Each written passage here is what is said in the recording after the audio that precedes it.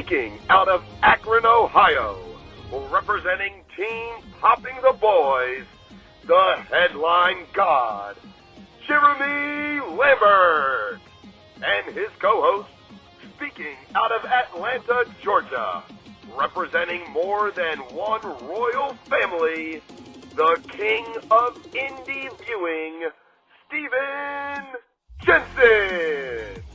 And this is the Spotlight on Fightful. Welcome everyone to the Spotlight here on Fightful.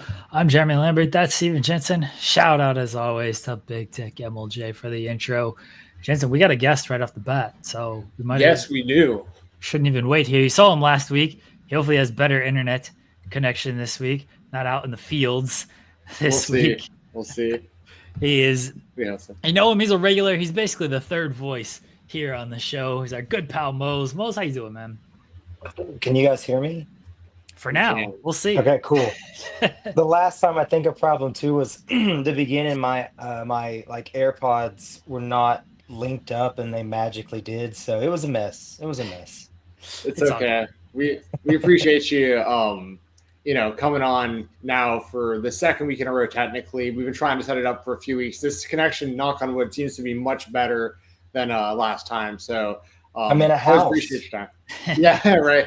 Yeah. Well, last time, to be fair, was not planned. Like I talked to you a couple weeks ago, and we were trying to set something up, and then last week I just shot you the link, and I was like, "You got the KOBK show coming up. Wanted to get you on as a Hail Mary, see if you were around." And we appreciate that you jumped on. Like it just the internet wasn't good, but we got some good conversation out of that. We're gonna revisit some of that and get maybe a little more elaboration on it. You did have KOBK Waylon Jennings since last time. Yes. Yes. It looked like it was a big success. Yes. Awesome. Yes. Great. In my opinion, I know I'm biased, 6 really strong matches.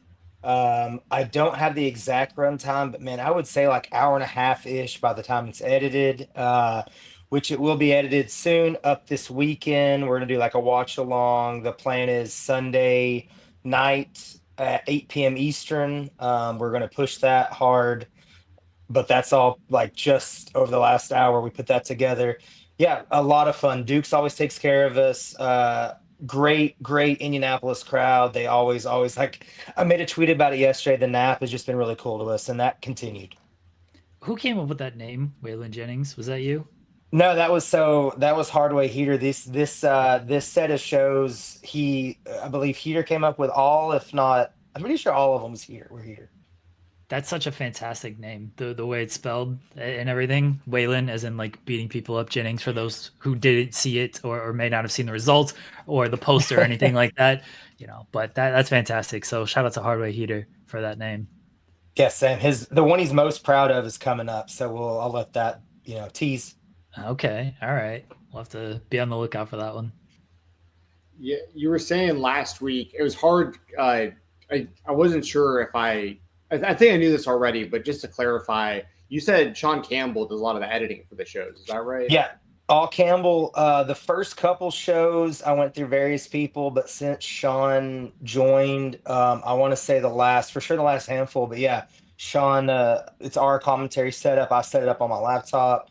I get that to Sean. Sean edits all the video, like very DIY. And shout out Prophet of Ash, who always films for us up here. I'm still in Indianapolis, but he always films for us up here. I know he's very his house is not far away, but still that show was over at, I don't know, like 9:30, whatever, 9-ish by the time we had like the band and everything. I think it was like in my email or whatever, the link at like 9:30 a.m. So shout out Prophet of Ash. Awesome. Nice. Yeah, that's quick turnaround. Like you were saying last week, for Sean to be able to get that together, have your team put that together, have it up. And you didn't say officially, but IWTV is where. Yeah. Oh, yeah. So always IWTV. Shout out IWTV. Shout out Dylan Hill. Shout out Sean too. He also is editing for the TWE. That's all Sean Campbell now editing now. So yeah, he really putting on in the ring and in the edit bay. Who are some other people? I mean, there's so many, but like just since I have you here and you see so many of these people in person that I follow along with, on their journey, TWE has been like a real hub for like young, really good talent that you start seeing pop up all over the place. Who are some people that you would say from TWE, whether they be part of KOBK or just people like on the come up right now, that you would want to like kind of give a shout out to, let people know about that might not be on the radar just yet? I would say the quote unquote brightest star right now would be Jameson Shook. Jameson, of course, half of the IWTV Independent Wrestling World Tag Team Champions with Jade Newman. Has proven to be a deathmatch monster demon, proven to be a tag team specialist, proven to singles every way. So Jameson for sure. Another Casey Owens. Casey, I believe, was just announced as part of SCI this year. Yep. Owens, he's one that like for years, it's no secret now, but it was for man the last probably couple years that's been the name all of us in the locker room like that's, probably the people you're thinking of for like, say a Derek Neal, say a Brett Ison, those kind of, been there, done there talents. They're all saying, Casey Owens is the one to keep an eye on. And then they have like a very young batch. Like I know Bella Sky's been doing a lot on Mondays and what you're saying, right? The young gun era, if you will, like that Monday Crash Course show TWE does. I believe it's it's 2 Mondays a month, every other Monday, $5 at the TWE arena. You see, very young talent get some matches there. But then I know in a couple weeks from now, they just announced, I think it's the Infantry against Adam Priest and Darian Bankston for $5 on a Monday. So that Crash Course Monday has been a big part of the identity that has helped make TWE the last, we'll just say 2 years, a company where you come in, you do well on Mondays.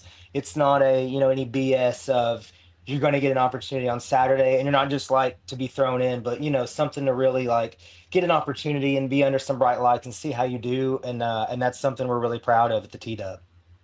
Someone else that you put me on to way early, probably first person I heard even mentioning this person. And I wanted to ask you because they also wrestled on your KBK shows, Finesse. Yes. What happened there too? Because it was supposed to be Finesse versus Iggy, right? And I saw that there was a change up there.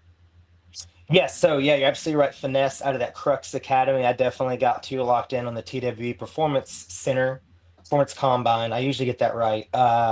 Finesse is that like that right third name or in that with Jameson tag team partners, right? Yep. That totally shook there. And Casey. Finesse is one that can do it all. Has proven to be a superstar. Heavy hands. Thank you for bringing Finesse up. Yeah, what happened is Nick Iggy. I'm just gonna tell you the truth. Nick Iggy called me from his driveway and said, "I don't feel like coming. I will not be there." So we had to go around that. No, Iggy legit got behind like a really bad wreck.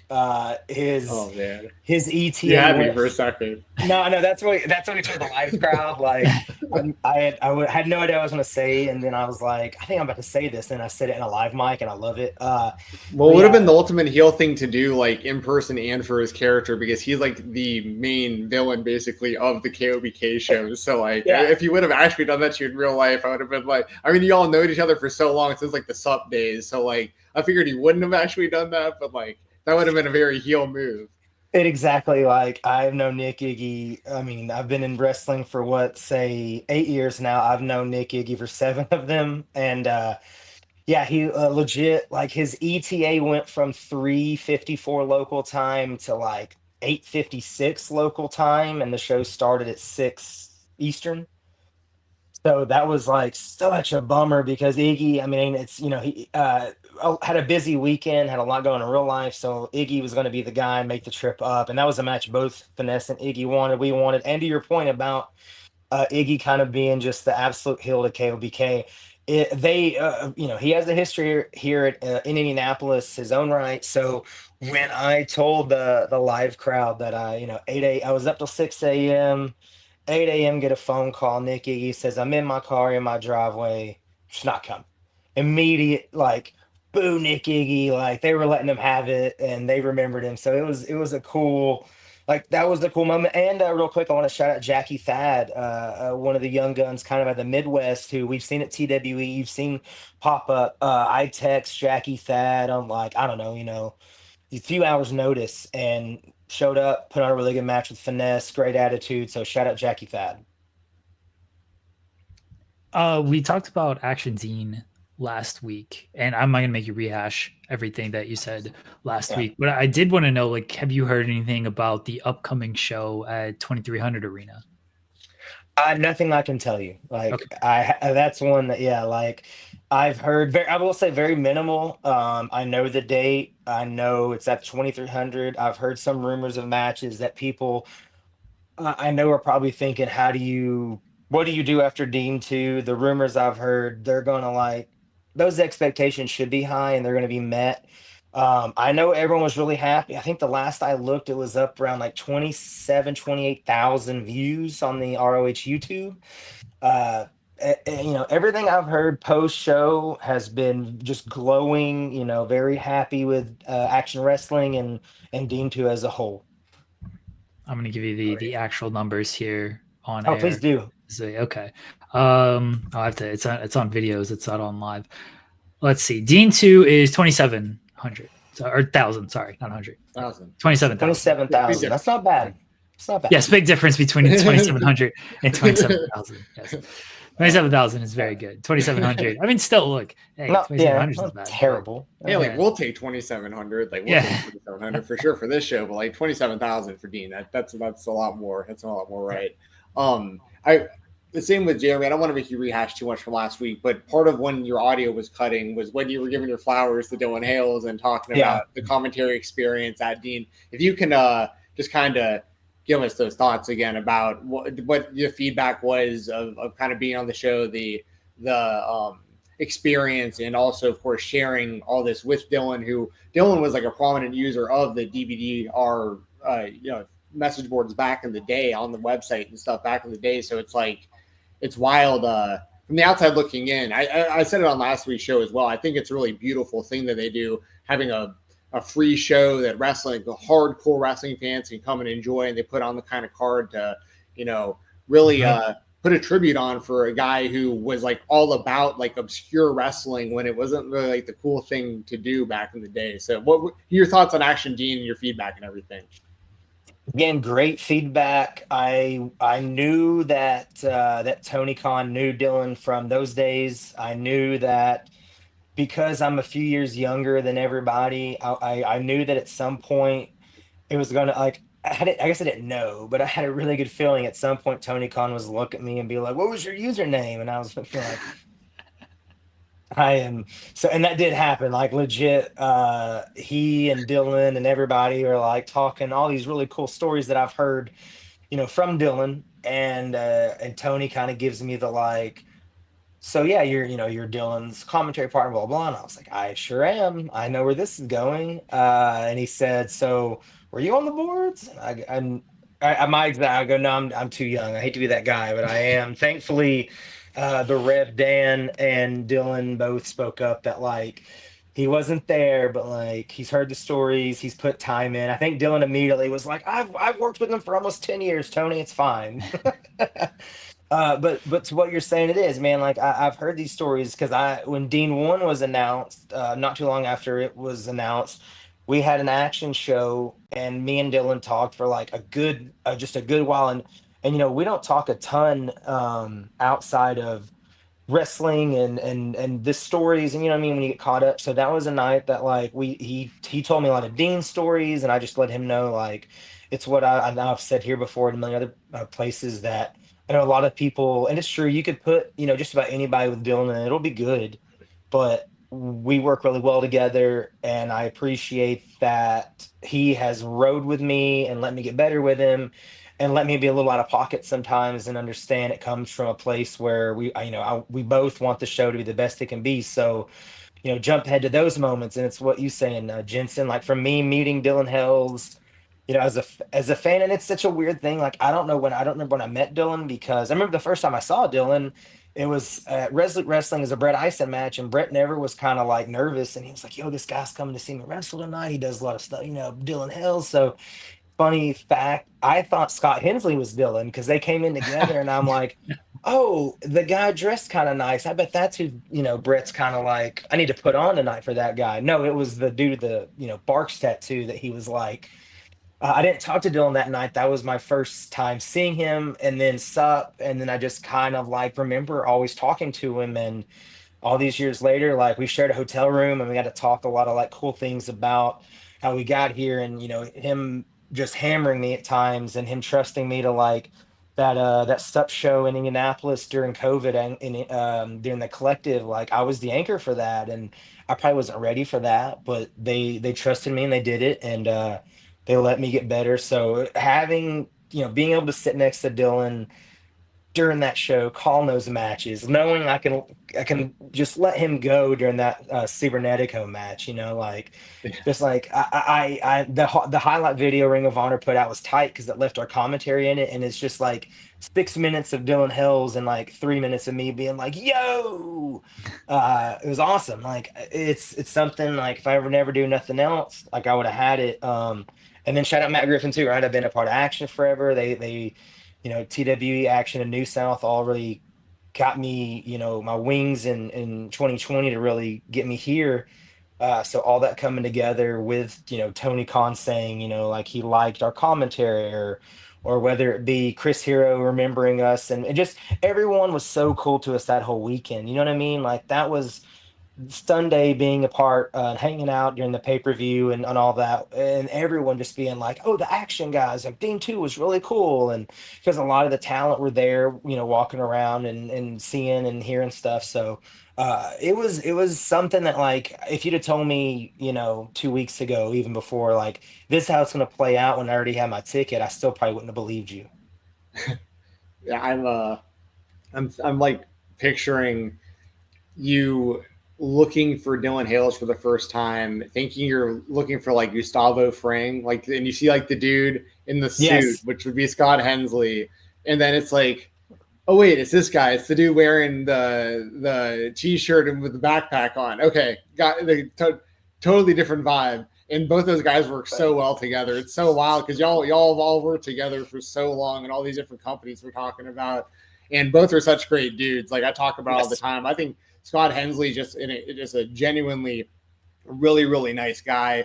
Really great conversation as far as like when we've had him on the show before. Yes. Super articulate, great at what he does. Very, very, very professional. And Dylan, I think, is I've said 1,000 times. I think for me personally, he's probably the most influential person in all of wrestling for me as a wrestling fan at this point in my life, because of how deep I got into the indie scene, and when I did, how he was the one choosing a lot of the talent that I became a fan of, and it was just like, and obviously his own work and his commentary and stuff. So, yeah, those two guys, and Matt, what he does with Action Wrestling, I think it just, I want to leave anyone out. We got Dump Sand, all these people and all these companies we're talking about, but I love how there's this whole Southeast hub has become what it is, TWE, and what Jade Newman's doing so young and all this stuff, just so crazy. But it's so cool that I've got to see you grow with this for all these years, and where you're at, because I saw all the feedback too on social media. All these people were like, yo, it's Dylan and Mose on commentary on Dean. Like, this is nuts. I was like, dude, I was marking out as a fan when I saw all that feedback and stuff, man. So that's super cool. Same for me, man. Like I feel a lot of my journey has been in Dylan's shadow, which is like I signed up for that because he has, I owe a lot to him, and him being some tough love at times, and just like, you want to do it, go do it then, like you want to do more commentary, we'll go hit the road. And I'm like, all right, I will. Uh, so yeah, being able to share that, and I'm glad you did. I'm probably glad you brought up Scott, because the same way with, I know, that Brain Trust brought me in for Scenic City Invitational, and that's an honor every year to do commentary for, and it's something that up until I think last year, it would hit about maybe May or June, and I'd be like, Scott, am I on commentary this year? And he'd be like, yeah. So, shout out Scott Hensley. It was really cool to share all that with everybody and have those moments of kind of looking around going, like, we did it our way, and we're here, and no one hated it. And people were very kind on the internet to both of us, saying my name too. Like, that was really doesn't happen a ton. I feel like they're like Dylan and the other guy, they're pretty good together. So it was like something I didn't expect, and it's hard to put into words. And then we rode that into this past weekend with KOBK, like you're saying, all those minds kind of meeting like it did with us, and then trying to do that again with we've got Finesse Jameson, Casey, some Southern talent coming up, and then we've got Hoodfoot and Tyler Lytle and like Midwest talent. These people that may not see each other, might get to cross paths, who are getting to trade wrestling brains. And like we did Tyler Lytle and Casey, and that's a match I can't wait for everyone to see, because Tyler's more of a tag team guy, the original Sins, but they had a very, very like just super dope, technical, scrappy match. And I think it's something too that now hopefully some of those Midwest companies, or some, see our guys, and some of, the Southern companies maybe see these guys, and we can keep it going. It was one more follow-up I have about that. Sorry, Jeremy. I want to ask, because I don't want to forget, we talked about Casey Owens a lot. It makes me think about the good hand. Obviously, someone who was very heavily linked to that team is Alex Kane. Alex Kane put you over big time whenever he was on our show. Said a lot of good things about you. Alex Kane, now a free agent. What are your thoughts on this? And I guess not to like necessarily fantasy book or whatever, because I know y'all know each other, and what as a fan of his and knowing him on a personal level, like what do you think maybe you see for his future? What would you like to see him do? Because obviously he's gonna, like, there's a lot of eyes on him in free agency right now for good reason. I think the best thing for Kane, and I haven't seen him yet. I've not talked to him a lot about it, but my thoughts, I'm excited because, as I've told both of you, I know I've told you, Jensen, I'm sure I've said it just on air, but I don't ever see myself being signed. So I always look at it from the indie brain of, I hope Alex Kane gets some crazy matches, that maybe now that he's not signed, that maybe there's some things that, because you're on a television talent, that maybe opens the door open for this or that to happen for this and this other reason. I hope personally, because anyone that sees Alex knows, just absolute superstar, comes out of the curtain. Doesn't matter if you've ever seen him before or not. You're immediately like, what's this guy got going on? Oh, he's throwing people around. That's super sick. uh the 70s look he's got going, you know what I'm saying? Like, he's just always thinking about this or that. And I know that's the dream for him, is he's did it. He was a signed professional wrestler. That does not happen every day. I know the dream is, of course, probably to be signed again. And I think A, it's gonna happen, and B, I hope before it does, we just get a couple of like Alex Kane versus fill in the blank matches, that maybe it just opens up a little bit being a free agent. And I think he cooks, and I think he suplexes people all over the place. And I hope we get to call some of it. And then I'm excited to see him on television again, probably, tearing it up and selling hella merch. I'm going completely off of wrestling here. I have to Yes. ask about, Let's go. where is this Yeah. from? What is this? Please explain. So, man, that's low-hanging fruit, to quote CJ Lawler. This is from a bar in Indianapolis called the Inferno Room. It's like a tiki bar, great drinks. And Haley and I were there, and I immediately thought of CJ Lawler. And for the bits that immediately he hit. Do they pour the shots into that and then it comes out? Like, do they No. use it at all, or is it just decoration? That's definitely just a static shot. It's just there for the talking piece. It is.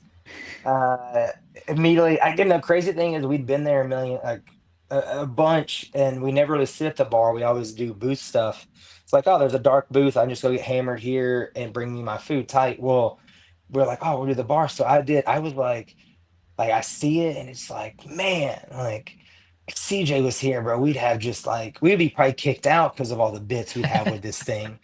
But no, it's in the middle of the bar, like right when you sit, you look up and you go, oh, okay, in the middle of all their liquors and whatnot, there's. I feel like they have to capitalize on this and allow people to like drink from it. You know what I mean? Like, you pour it down and you get the shot of people drinking from it. Like, why is that not a thing? Why are you not doing that? What's the purpose of having that if you're not going to utilize it in that way? My gut reaction is probably there's some sort of legality, some hurdle that has to be hopped over, and he can't be hopping with that. You know what I'm saying? Like, it's I don't just know. there to be. I don't know how the drink would taste because it looks like it's real rock. So I don't know how the drink would taste coming out of a rock like that, but still feels like it should be a thing. All their statue stuff like that, like you're saying, they're look very well made, look very heavy duty. That is the most talkative piece I would say they have. A lot of more normal kind of like, like looking tough warriors, spears. I mean, that's a different kind of spear. And it goes well. I think they should utilize this as a shot thing moving forward. Let's make it happen. I know you guys are going to have me on again someday, and I know I'll go back. So I'm sure the next time I'm there, I will ask, and I will have an answer. Nice. Please ask. Please have an answer. And if you could take a picture of you taking a drink out of this, then we have to do that. Just for you and CJ, because CJ will have bits for that too. I appreciate it.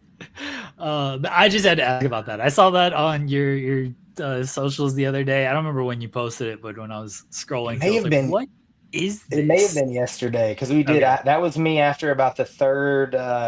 They have something. It's called a painkiller. It comes in a coconut and it's got a lot of rum and pineapple and OJ and coconut juice. And it's pretty awesome. It sounds really good. Yeah, pretty awesome. Really good. Nice. I'm gonna need some of that in about 4 hours from now or so. We'll see. I hope it works. You may have coached me in going out tonight. I'm like 7 minutes from there, so I may have an answer for you sooner than I don't know. There we go. I respect it. Go ahead, Jensen. Nice. Were you talking about for because of the NBA game, Jeremy? Yeah. I know you're in Indiana, Mose. Are you pulling for the Pacers or? I guess. Yeah, I got buds that root for them, so like but I like SGA, so kind of like, I don't really care. My team's very. Yeah, I'm representing. I really like SGA. I'm hoping. Otherwise, I don't know. I might just not exist anymore if we lose in the finals. As a LeBron James guy, I know the pain of seeing the finals go down the drain, and it's never fun. Yeah, it's tough. Like we've only been here one other time. Everyone knows. I mean, LeBron won that year. I do know that. Yeah, this team is so good, and like being expected to win is the tough part. It's like everyone thinks you're going to win, so it's like, oh, okay. So, but what if we lose? I keep thinking of the 2016 Super Bowl. Panthers fan. That team went 15-1. Ran through the NFC playoffs, and it's like, oh, well, they'll easily beat washed Peyton Manning. Like this isn't going to be a contest at all, and it was a contest. And Von Miller said no. Yeah, like they legitimately may have been one of the worst nights of my life. Watching. I was rooting Panthers. I mean, not as close as you, but I was rooting Panthers hard. That I vividly remember that night myself. I had to watch it with people. I don't know about you, Mose, but like I don't like watching sports with people when my team, especially if it's my team. Yeah, no, yeah, nope. Yeah, we went to like a Super Bowl party. My significant other at the time was like, we got to go to this party. I was like, I want to watch the game with my dad. I don't want to watch it with a bunch of people who are going to ask me a bunch of football questions because they don't actually watch football. So no, I don't want to go to the. But she's like, well, we gotta go. So I went, and I was like, this is why I didn't want to go.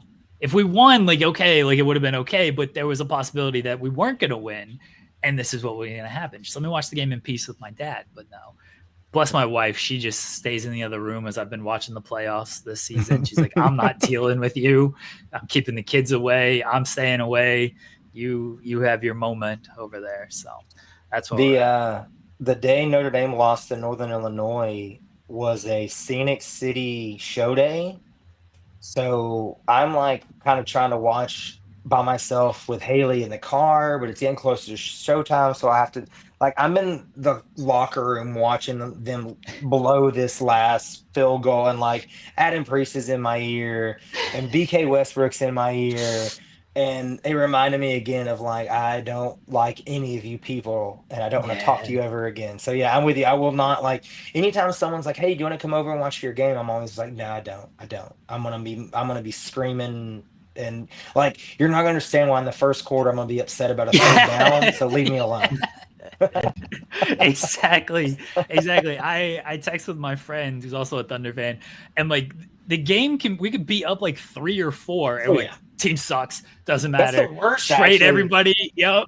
Just like trade this dude, trade that guy. Just nope, awful. He misses every shot, and it's like, yeah, we're up 3. We're doing fine, but it doesn't matter. And then like when we go up big, which has happened fortunately a lot throughout the playoffs, we stop texting each other, or like we just don't want to jinx this. We got nothing to say good. Same. Like they're playing well. It can't be just like, oh, great shot. Like, oh man, they made this run. Just like, nope, just not texting each other at all. So big same. No, it's a whole people they don't get it, and they don't. They just I gotta have it like to your point about being up. I think the Penn State, when Notre Dame beat Penn State, it was like I felt better about being down 10 than they were up late. I was just like, they're gonna blow this. Yeah, it doesn't make sense to anyone but me. But like, I can't wait for Notre Dame football. But like, I know what you mean. Mike, again, if the Titans are ever in the Super Bowl, I will not be anywhere besides like a dark room with maybe Haley. That's it. Oh yeah. That's how I had to watch Cody Rhodes win the championship. Oh my God! Like, work with his Cody Rhodes. Dog, I'm trying to get out there to see Omega and Okada, and I'm trying. It's not set in, but man, I'm trying. Yeah, we're gonna be talking about that here shortly, actually. But that pay-per-view, that last pay-per-view they did was tight, bro. Like, that was crazy to see. Yeah. I think AEW is looking really good right now. Speaking of football and everything, this is how sick I am. This is how sick. Right? Do one action. Do one Ring of Honor AEW. Like being on sides is stupid. One show later, like I think it's pretty clear what's going on. I just got it was a birthday present to myself, but I bought it's like a mural that takes up like an entire wall. I think it's like 40 by 40. And it's Justin Jefferson and JJ McCarthy celebrating in the end zone together, and JJ McCarthy hasn't even played yet. It's not happened yet. Yeah, but I like this is AI art you were buying. I'm manifesting. It's a mural. It's somebody someone did the art, but it's a real person who did it. Well, of course it isn't. Like it hasn't happened yet. But it could still be AI. Well, of course people can use JJ AI, squared. Yeah, JJ to JJ, dude. I'm sold. So I'm looking. Yeah, it is J cubed. I'm looking forward to seeing that. I'm very, very looking forward to the NFL season starting. So if it goes well. I hate Michigan, but I hope it goes well. Yeah, I had no opinion of JJ McCarthy, honestly, like either way until he got drafted by the Vikings. Then I started deep diving, and you're sold. You are so sold, and I don't know. I'm like coming off an ACL injury. Like he's like fine in Michigan, but I don't know. I don't want to like ruin Sam Darnold to 14 wins last year with a worse team than what we have this year. We beefed up the O line massively. He's going to get protection. Like and he's got JJ McCarthy, Justin Jefferson. He's got Jordan Addison, TJ Hawkinson. He's got 2 stud running backs, Aaron Jones, and we just got Jordan Mason from the Niners. And we just signed multiple offensive linemen from the Colts that are like Pro Bowl offensive linemen to protect him. Plus, we had Darisaw coming back, who's a Pro Bowl offensive lineman. We've done everything we can to no quarterback this is technically a rookie season. I'm going to call it a rookie season since he didn't play last year. But now rookie quarterback has never been set up this nice ever in their career. And Kevin O'Connell, coach of the year, offensive guru, like this dude can take it. He took the Pastronaut to multiple wins out of nowhere. I love Kwesi Adolfo-Mensah, the general manager. The thing is like I've lived over 30 years as a Vikings fan at this point in my life, and I went through all the terrible years of dealing with the exact opposite of this, like old cranky leadership, like these out of touch coaches, the military style, and all this stuff. And it's just been so refreshing having these guys in there that are like in their 30s and 40s. Like in touch with the players, like have a good pulse of what's the vibe is totally different. The culture is great. And I just feel like they've set up JJ McCarthy for success. Plus, if they were worried about it, we would have signed Aaron Rodgers because Rodgers wanted to come to Minnesota, and we're that sold on McCarthy that we didn't even want Aaron Rodgers. So I'm with them. My trust is with Kevin O'Connell, Chris Heedle from Mensa. So. You sound very convinced this is the year. Yeah, I'm putting a lot of money on them to win the Super Bowl this year. Sophocate said Jensen's already got bets made. Do you know about his gambling habits, Mose? I don't have very good gambling habits myself. We're gonna have to stage an intervention. My bets for the game tonight. Oh my God. Yeah, sure. What are your bets? So this is not gambling advice to anybody out there, and I'm not going to tell you what app I may or may not be using to do this. I don't even know these people's names. I just go based on the numbers. We got Kendrick Williams, who needs 4.5 points on the game.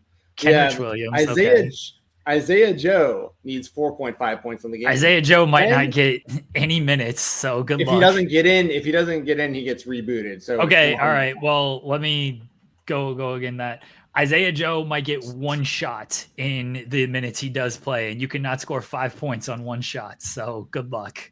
You understand that there's a reason you guys have numbers that are 4.5 points, right? No, I know Jensen, you're naming Thunder players. Nobody's watched more Thunder games. Ben Shepherd, 4.5 points. Thomas Bryant, 4.5 points. Tyrese Halliburton, 13.5 points. He's the one I need to have somewhat of a game, but he's a superstar, and that was a discounted number. But if that happens, Steven wins $1,980. So we just need these guys who don't get many shots to just hit two shots. You are literally putting money on for the Thunder.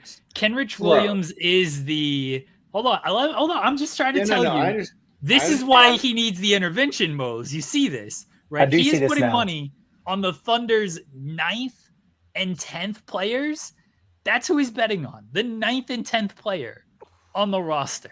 Ooh, that's what he's putting money on. As a gambler, I see the vision and I hope it goes well, but that's a game plan move. I hope it goes well. Just needs 2 of shots, one of them a 3, maybe an and 1, but ooh.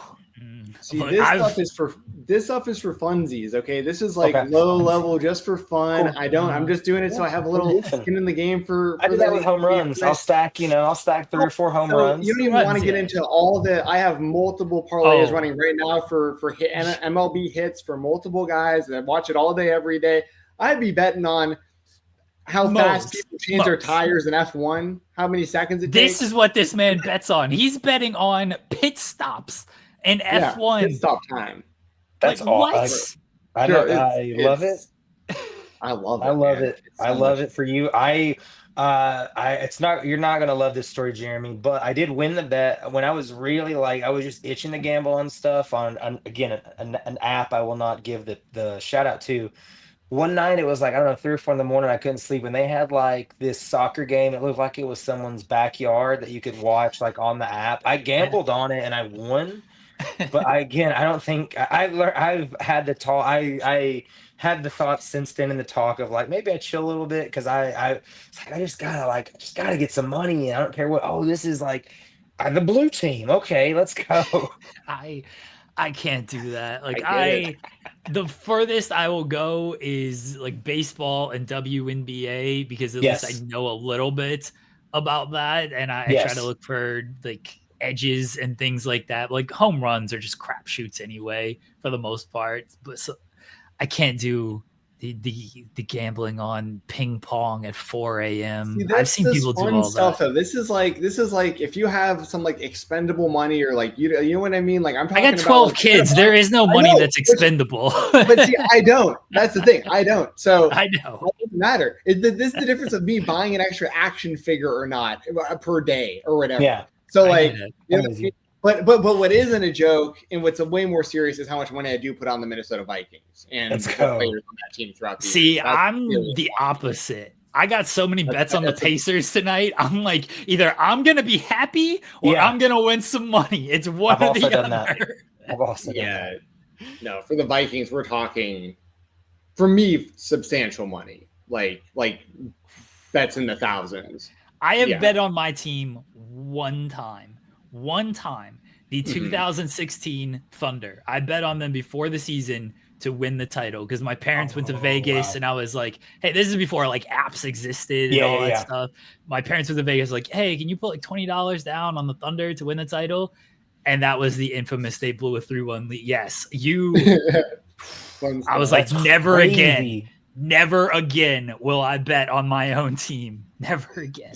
I was actively betting whatever last year, whenever Team the Titans, I would bet the over on Will Levis half interception every week. Every time. Like, that's every money right there. The 0.5 interception props. Anytime there was 0.5, I was like, over.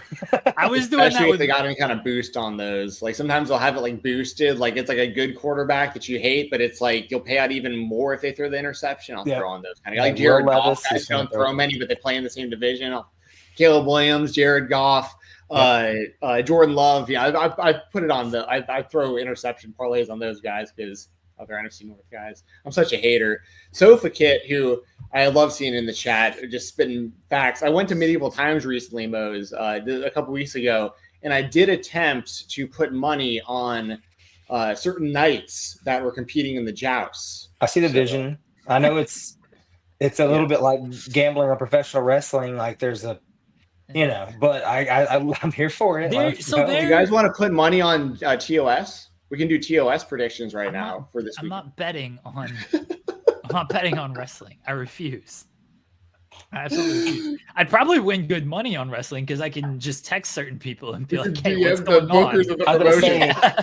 On an unrelated topic, let me text somebody real quick, and then I'm down. We can go back to talking about the thing. I'll bet you so much in the next TWE show.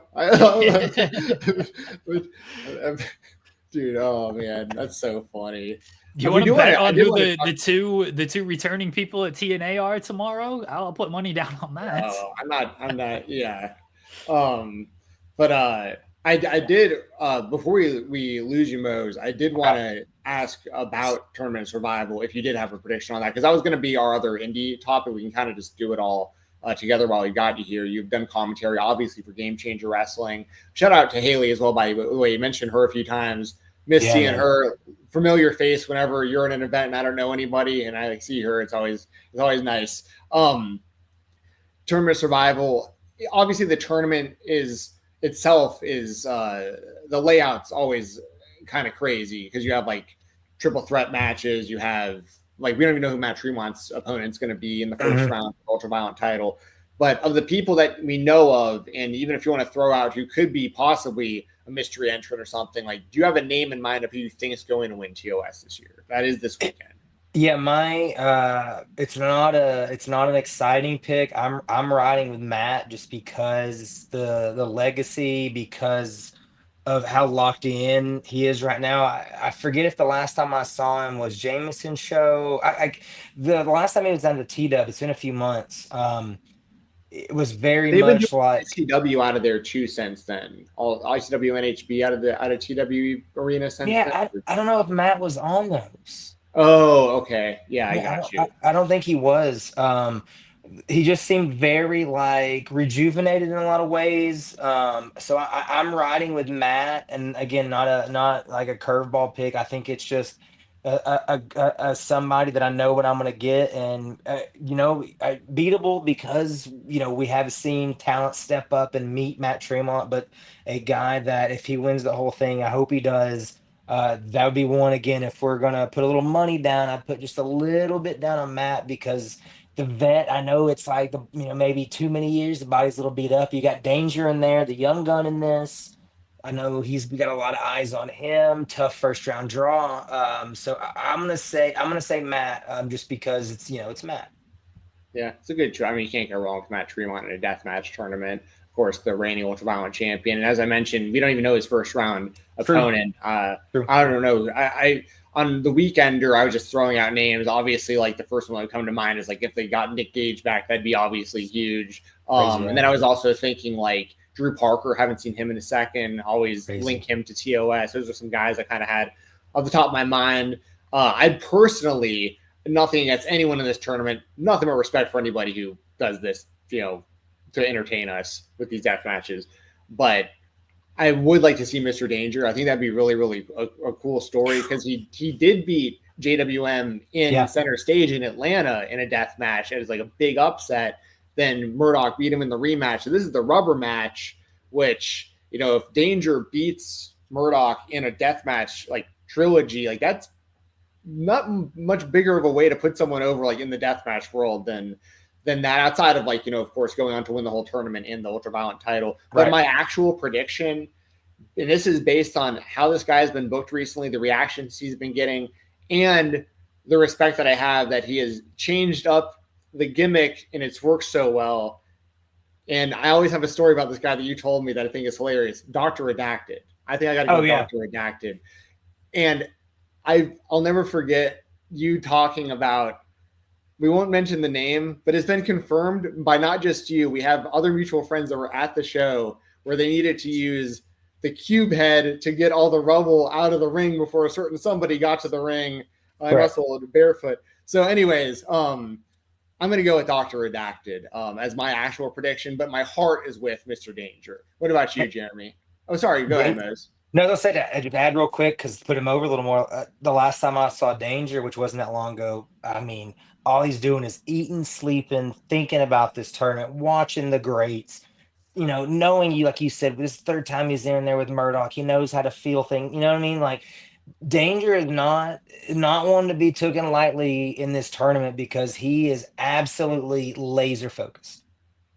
So I had Danger or Murdoch. Basically, whoever comes out of that match, that's who I have winning it. I love that. Because again, you like just Jensen laid it out perfect. You got this kid coming up that's quickly made a splash. You've got the vet, and they know each other well. So I mean, it really could go either way, which makes it that much more really exciting. I hope it goes great, man. I know I'm pulling up to the Little Rock show. It's been a minute since I was at GCW, but I think June 20th, I'm gonna be hanging out there and maybe hop in the booth. You know, we'll see.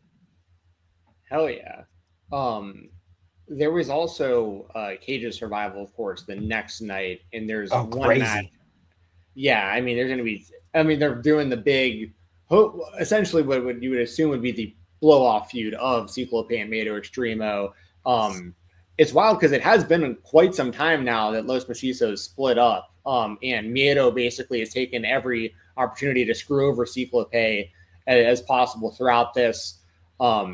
Just quick prediction since we have it up here. Like, I think this is where Cyclope gets his revenge on Miedo Extremo, and both guys move on after this. Would you agree with that? Yeah, it feels like it's that put up or shut up moment, and with those two absolute psychopaths, we're gonna get something real crazy. I think you're right. I think Cyclope, it's time. He's gonna maybe kind of have to step up that next level. You know, of the two, he's a little more forgiving. So I have to let go of that and just let him have it. Just let him. And then there's one big bold prediction I need to make. It's my final thought on GCW's weekend. I think this is it for Masha. I think KJ Orso wins that JCW World Championship. Masha's had the title for like over 2 years now, whatever it's been. She's been an awesome champion. The second champion, it's only been her and Jordan Oliver. Yep. But I love that. I love what they've done since unmasking Fuego. And I think KJ Orso, I think this would do a lot for him winning the JCW Championship after this turn. And I think he's been doing really, really good work. I mean, he's always been fantastic in the ring, but I like this new character to go along with it.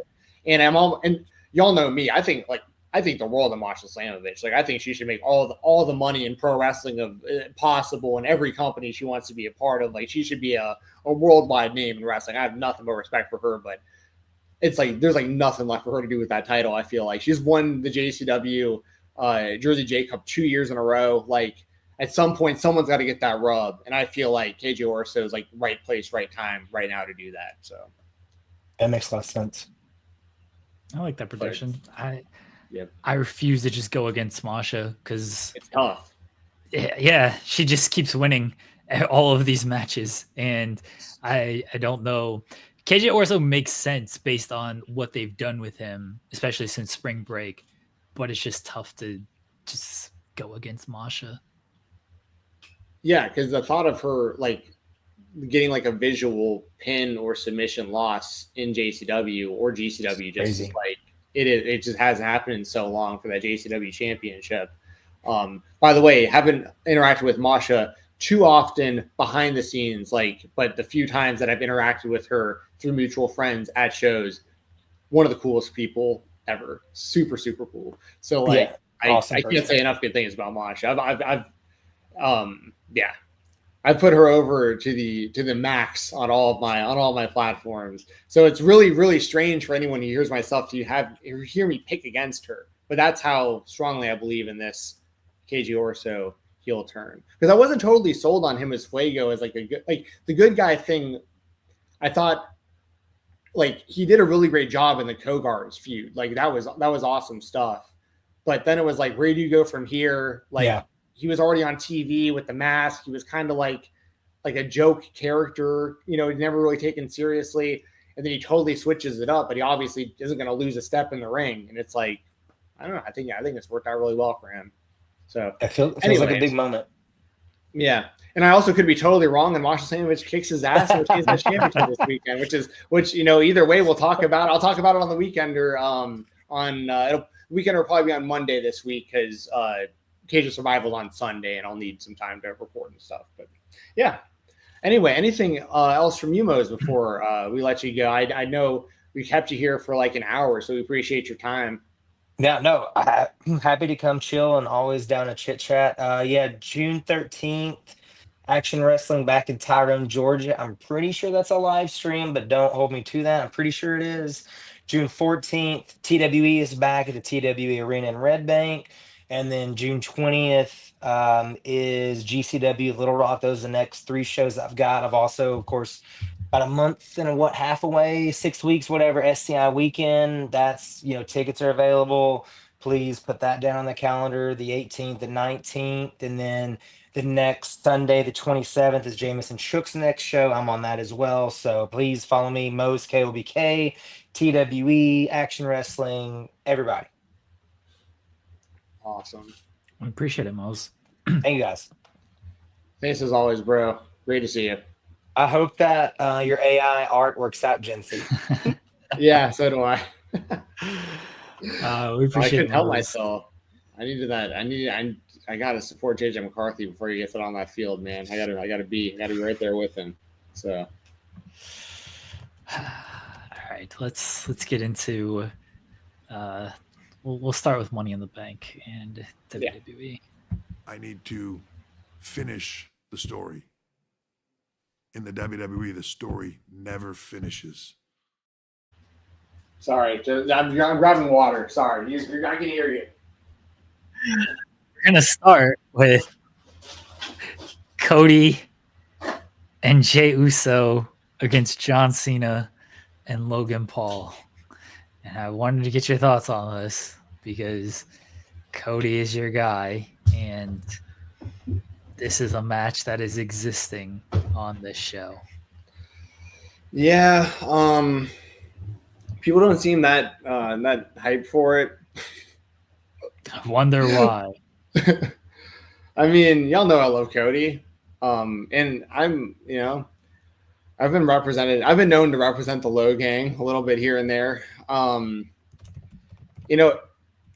The problem with talking about this is that I don't want to just keep rehashing the reason why the problem, because it's all linked to the Cena heel turn not working. So people know my thoughts on all that. I really wish we were living in a world right now where people were super hyped for the idea of Logan Paul and John Cena teaming up against former tag team champions Cody Rhodes and Jey Uso. But this also, in a way, is it's another one checked off the list of John Cena, dates. And it's all leading towards Cody eventually beating Cena, probably, which is the result I want to see at the end of the year still. But I'm right there with everyone else. Once the match actually happens and I hear the crowd and stuff like that, assuming that they're going to be into it, I'll probably get more into it. But I know people weren't like high on the promo this week between like it's the same. It's like we've talked about it a lot, and you've said this a lot yourself. It's a lot of this same old every week, and nobody's not on this show. Like even being the biggest Cody Rhodes fan in the world, and this being somewhat of a dream match, like I'm way more interested in like who's going to win the Money in the Bank matches than I am in this. You know what I mean? Yeah. All right, look, I don't care to talk about this match. I don't have a whole lot of interest in it unless R-Truth is going to come back and we can talk about him. Yeah. What were your thoughts when you saw that R-Truth, his contract was not being renewed? So, yeah, I talked about this a lot on the weekend, or that's why I didn't use it as a topic for today. And I'll make this short because I know we got a lot of topics to get to over the next hour. But like, of the 3 releases that I saw, it was their contracts aren't being renewed. But there is a difference there, but regardless, the outcome's the same. They won't be in the company any longer soon.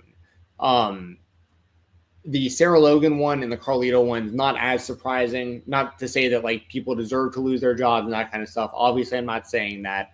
I'm not heartless. I don't want people losing their jobs.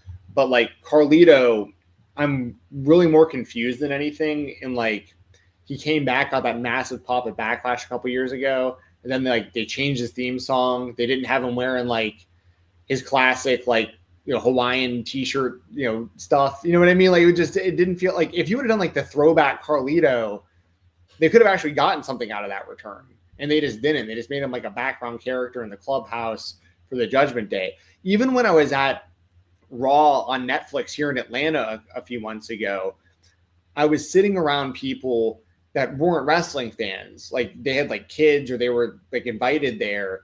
And one of the biggest mark out moments of the whole show in the area I was in, it was hilarious to me, but it made sense. There were people marking out because when they realized Carlito, like there was like a Judgment Day match. I think it was like a tag team match. It might've been the one where JD got hurt doing like the moonsault into the announce table. But like Carlito was out at the ring, and when the people around me realized Carlito was there, they were like, "Yo, that's Carlito! Like Carlito's in this!" Like they were like hyped to see Carlito because they remembered Carlito from when they were watching it years ago, and they didn't even know he was in the company.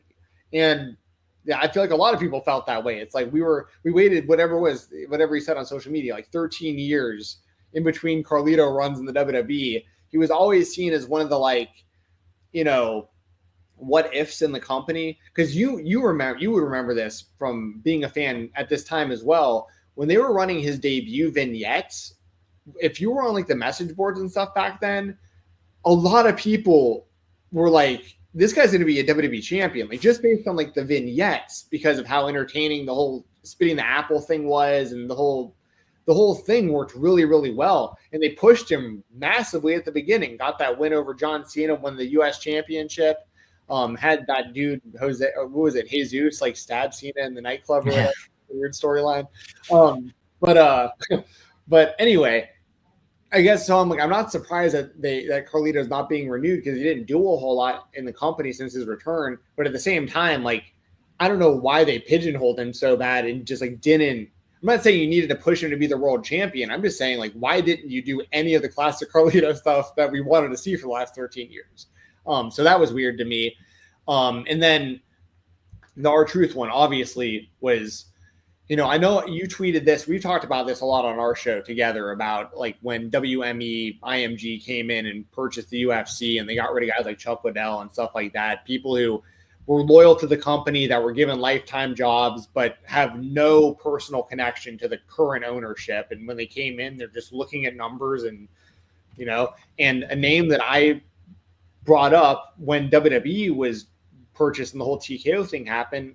I said, and I don't want to sound like an asshole, but I've seen stuff like this happen in business 1,000 times. The name I said back then was specifically Dolph Ziggler. I was like, if I was someone like Dolph Ziggler, I'd be pretty worried right now because you've been in the company a long time.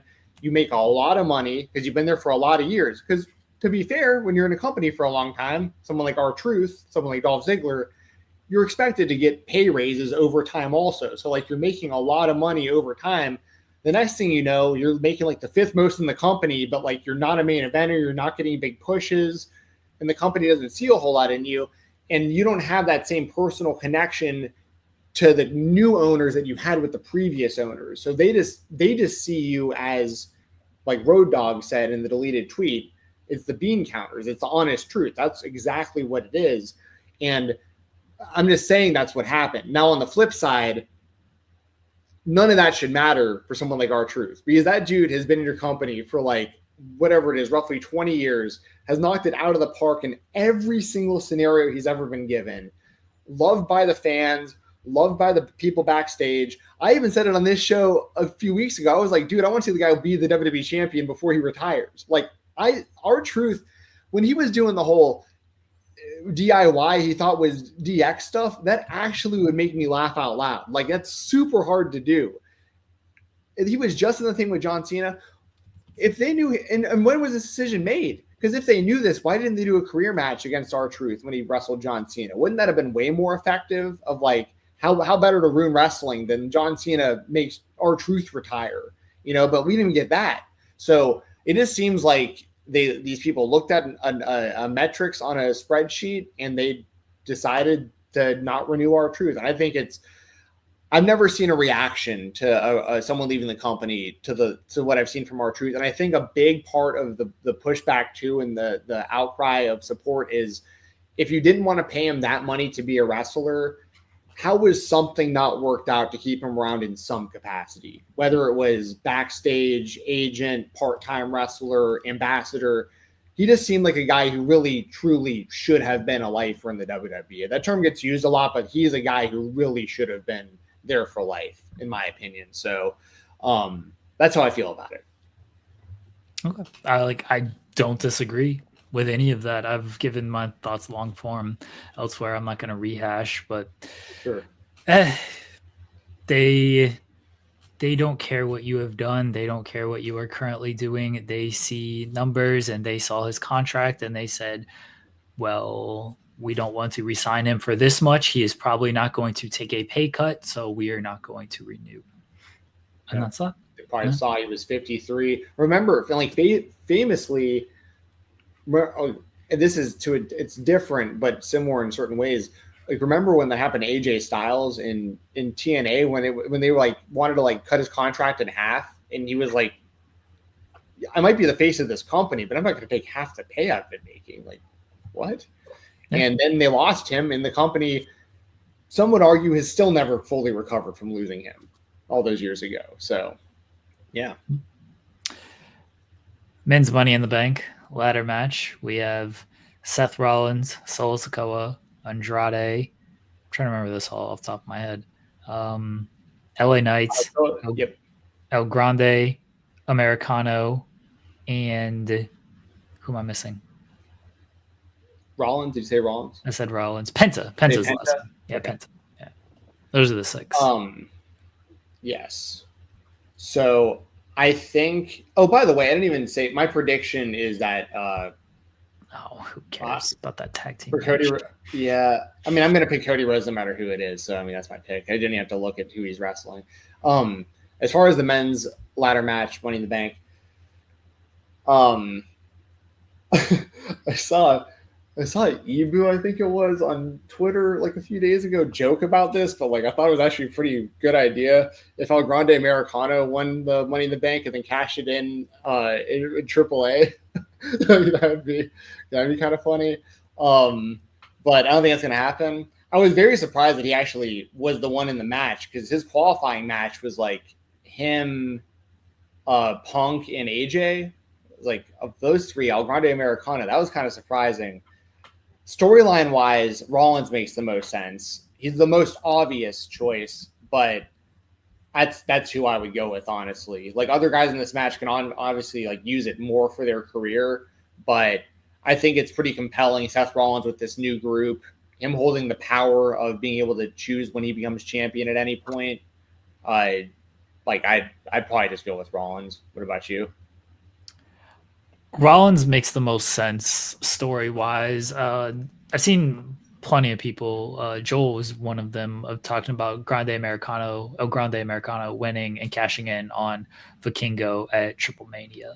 So that's an idea that has been out there from multiple people. And maybe you put it out there first, but I know multiple people have said it.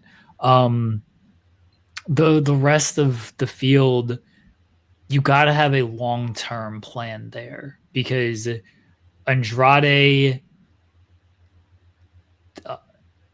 Solo Sikoa, with him potentially cashing in on Jay, maybe, but they've beat down Solo so much that he doesn't feel like a world champion, and so that's going to be tough. LA Knight, yeah, I didn't mean that as he's not going to cash in on Jay, and he's not going to cash in on Cena, most likely. So you got to have kind of more, again, a long-term kind of vision of like, all right, is he going to hold this briefcase until the start of next year if he gets it? And same with Penta, is like, he's probably not going to cash in on Jay. Maybe you do the AAA route with him. Not that he would cash in on Vikingo, but if they move the title off of Vikingo or onto somebody else, maybe you do. I think cashing in on a mid card is stupid. Like, it's just a dumb idea, but we can't like dismiss it as a possibility. It's not like it's impossible. Cashing in on tag team isn't impossible. If Penta gets it and he decides to cash in on New Day to win it with Phoenix, like, I'm not going to completely rule that out. But if you're looking at world title, that's another one where you're probably looking at, he's going to hold this thing until 2026, because you don't see a clear path for him to do something early. I think if Seth wins, they're going to get that briefcase off of him the following night on Raw, and they're going to do a cash in with Jay and Gunther during that match, and Seth will make that a triple threat, or he'll just take advantage of Jay after the match and cash in. I think if he wins, this is not going to be a long-term briefcase hold for him. I think it's going to be pretty quick and done with. And I'm also looking at, Crown Jewel Perth, but then you have heel versus heel, John Cena and Seth Rollins, because that's the dumb Crown Jewel Championship, champion versus champion gimmick that they do. And I wouldn't rule that out, because Cena's just kind of doing things that he's done before during this run. And I think Seth, even though he is a heel, has an argument for he doesn't want people to ruin wrestling. That's why he doesn't want CM Punk there. That's why he doesn't want Roman Reigns there. He wants wrestling in his vision, but wrestling in his vision means showing up all the time. And John Cena is not that guy. So there's a story there with them, even though it's heel versus heel, as clashing as champion versus champion. So yeah, going back to Money in the Bank, if Seth wins, I expect to cash in on Monday. And I do think Seth will win. I forgot. So wait, is the Jey Uso Gunther match on Raw the next night after Money in the Bank? Yes. Okay. I knew it wasn't on the show, but I knew it was also, like, I knew that was happening. I just couldn't remember when they were actually advertising that for. That actually makes sense, because it's tough to book a finish for Jey Uso and Gunther at this point anyways. Like, if there was just a straight up winner of that match, I was thinking about that before without even thinking about the idea of a cash in. But I think your idea makes the most sense, because you don't want to have Gunther lose clean to Jay again, and you're not going to take the title off of. I don't think you're going to have Gunther take the title off of Jay. I could see Seth taking the title off of Jay, though. Yeah.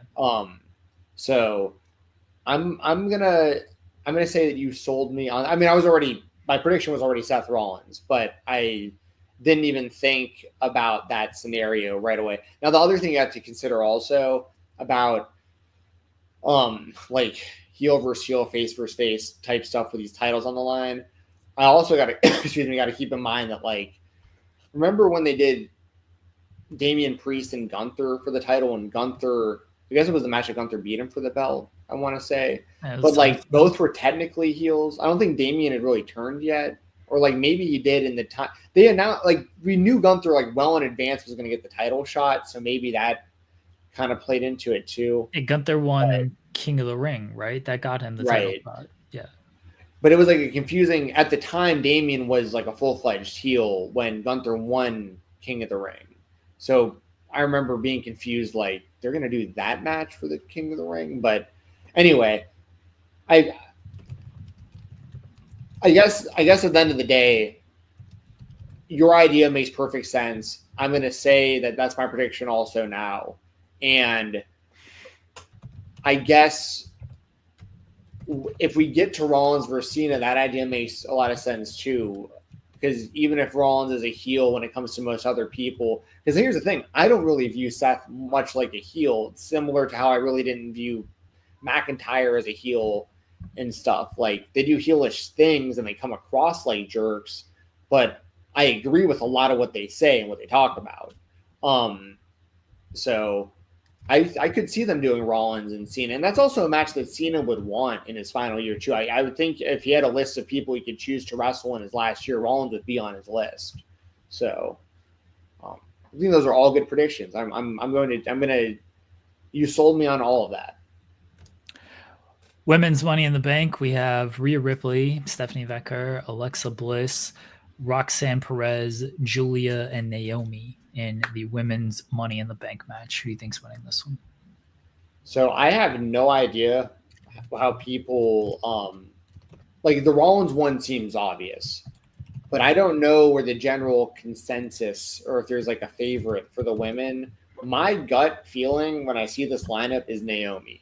And the reason I say Naomi, that's the consensus, by the way. Oh, is it really? Yeah. So the reason I say her, and maybe this is the same reason for others, she did great work in the Jade Cargill feud, but of course she lost that feud. But this is a big bounce back of like getting like a guaranteed world title shot. She's still doing great character work, always been very good in the ring, always been over, great entrance, so on and so forth.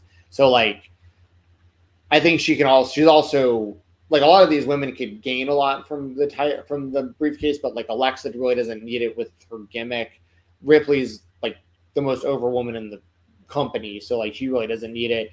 You can make cases for Stephanie, Roxy, and Julia, but they're also so new that they don't really need it. Naomi, like this puts her right back in the mix as like a top, talent, potential future champion.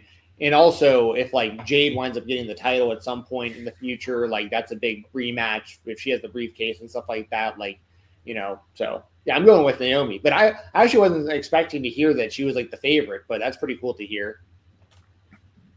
I don't think you can go wrong with any of these 6 women. Honestly, there's a story for all 6 of them. They have a case, whether it is the story, whether it is ability, whether it is overness.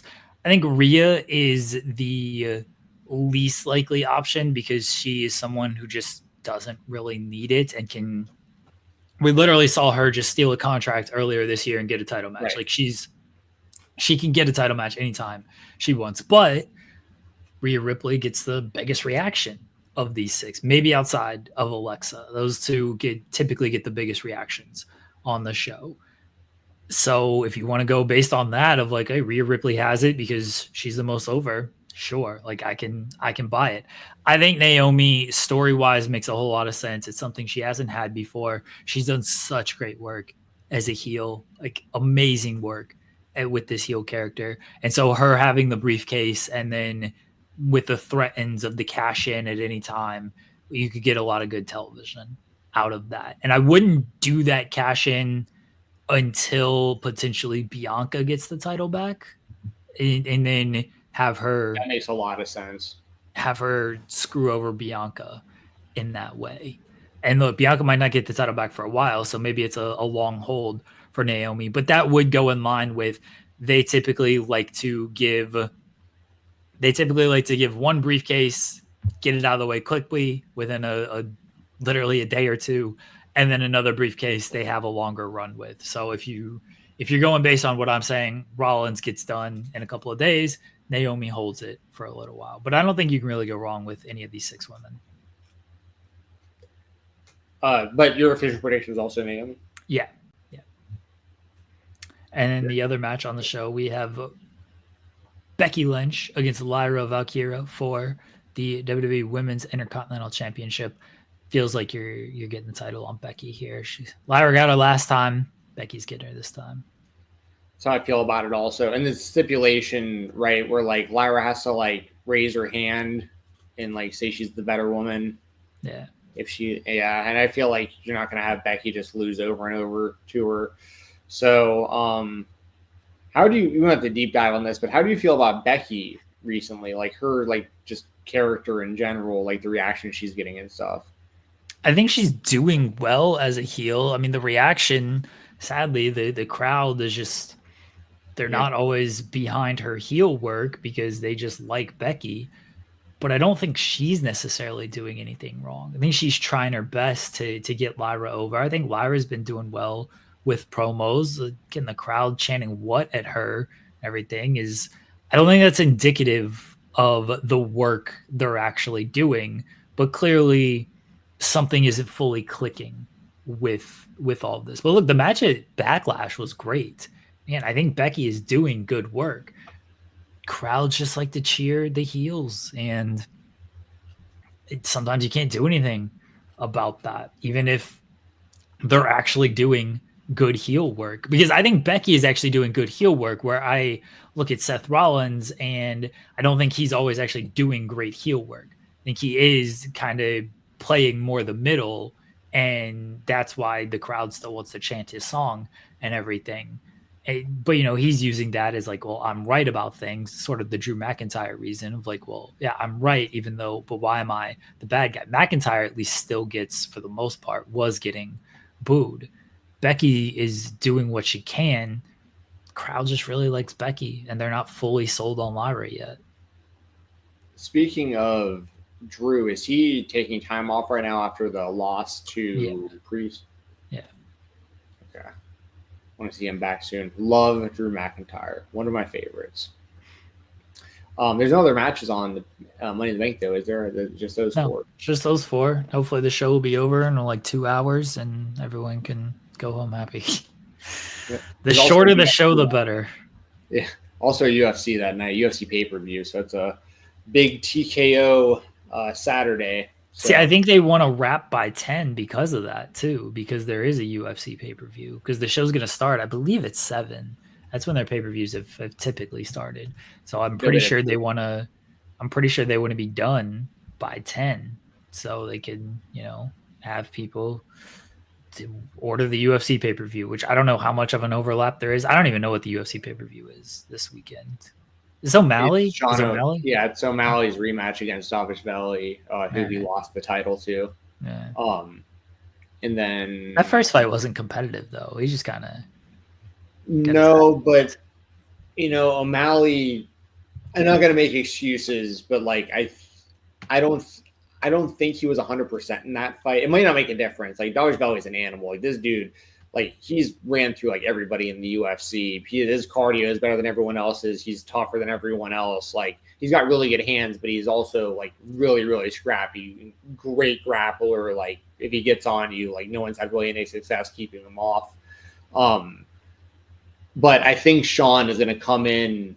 I'm not necessarily like if I was putting money on this, whether I am or not. I'd have to look at the lines. I honestly haven't looked at the lines for this, but like Sean. It'd be tough to pick Sean in this fight based on their first fight. It would be tough. But, like, O'Malley has won fights where he was mismatched against guys that I thought he was going to have a really hard time with. He went and just pieced them up. So, like, you know, it's an exciting main event, though. Sean O'Malley is probably – well, the thing is, Sean O'Malley, when you think about it, is probably – this says a lot about how the UFC needs to create – stars again, and it's a whole other conversation that would take me an hour to talk about. But like, honestly, Sean O'Malley is probably the biggest name they have right now. Like as far as like people outside that are actually there. Like more people know about John Jones, but like no one knows if and when he'll ever defend the heavyweight title. So like, you know, O'Malley is probably the most well-known guy, like the flashiest, the most, you know, like, you know, Connor's not there obviously. Ever like they don't have big stars, and Ngannou left. Like there's not Nate Diaz in there. Like you know what I mean. Like O'Malley's probably the biggest name they have, which is pretty wild to think about it. I like O'Malley, and I think he is like a good and he's an exciting fighter.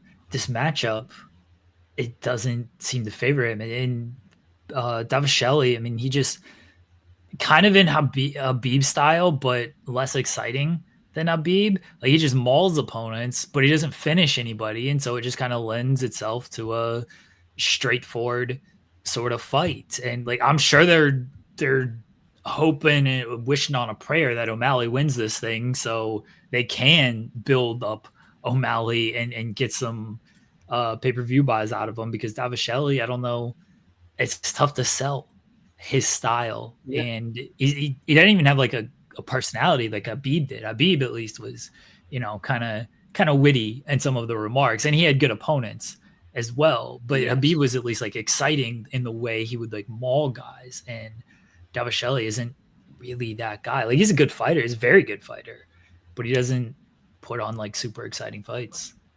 We're kind of in an era of that in the UFC right now, where a lot of their champions, like in recent memory, like Bilal Muhammad's the same type of way, in my opinion, but he recently lost his title to Jack Della Maddalena.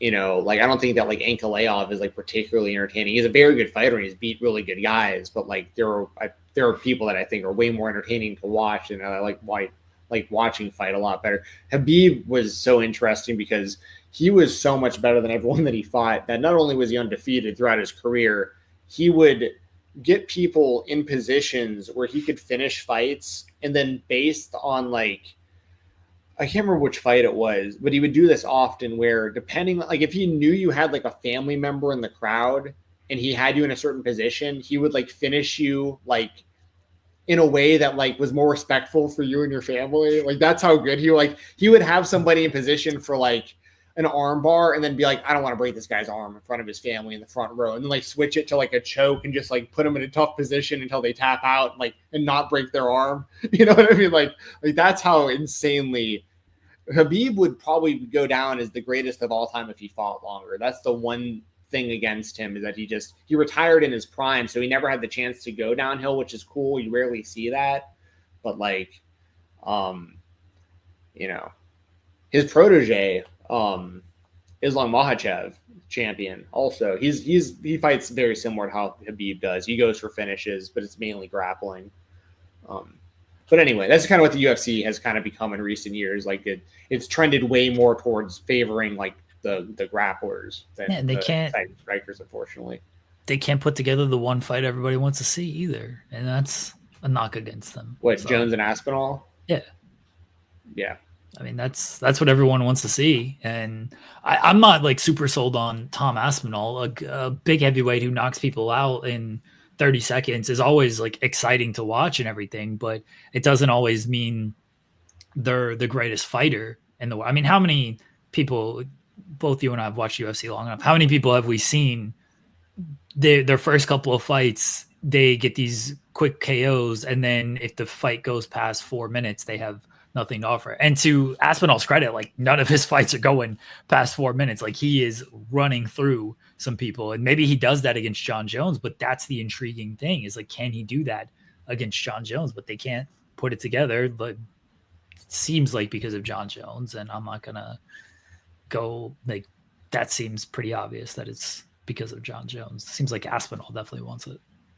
Yeah, it's a bummer that that's been the holdup for so long, because they're it's just a waiting game. Like, is Jones going to fight or not is going to be completely up to him, and Aspinall doesn't want to take fights against anyone else if he has the possibility of a big payday fight against Jones. So it's like, it's understandable all the way around, outside of like, if Jones isn't going to fight, you just got to strip him and move on.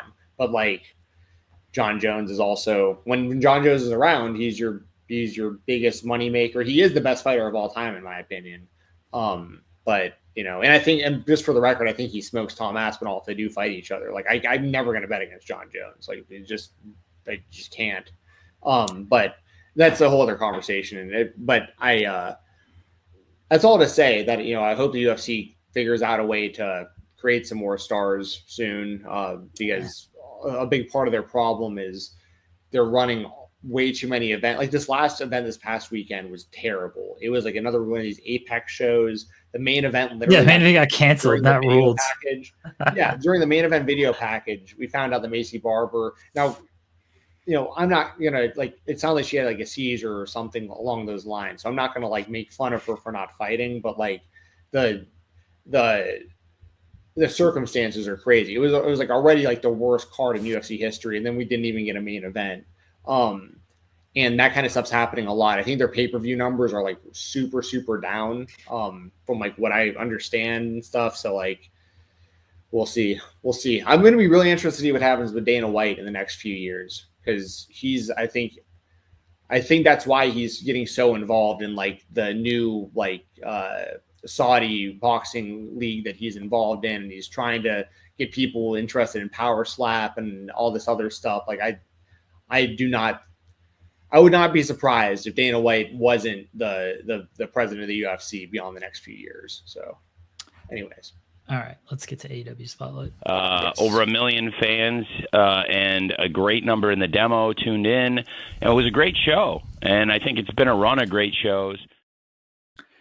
Kenny Omega and Kazuchika Okada is official for AEW All In. They had a confrontation last night on Dynamite, and then later on in the evening, Tony Khan had a major, earth-shattering, very important announcement, and he announced the match.